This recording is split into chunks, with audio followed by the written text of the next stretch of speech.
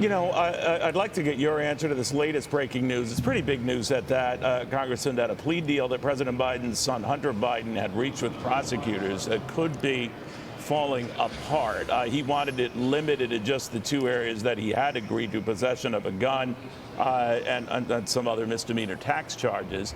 Others had argued, no, we want to expand this because of some of the revelations of the whistleblowers speak on Capitol Hill. Be that as it may, the judge is more or less saying to both sides, hammer this out so we can continue this, but they're not able to. What do you think?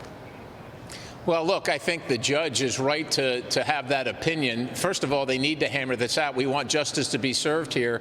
But at the same time, we also know, looking at the violations that are well known at this point, documented via Hunter's laptop and through the bank statements, that there are millions of dollars in unrecorded or unreported revenue to the Biden family, and that there are tax charges that go with that have quite honestly, the authorities walked and made sure didn't occur. You know, that the indictments didn't come, and that the Biden team was tipped off before searches were made. These are unprecedented things. So at this point, quite honestly, I think that not only Hunter should be under scrutiny, but quite honestly, individuals at federal agencies that looked like they stood in the way of justice.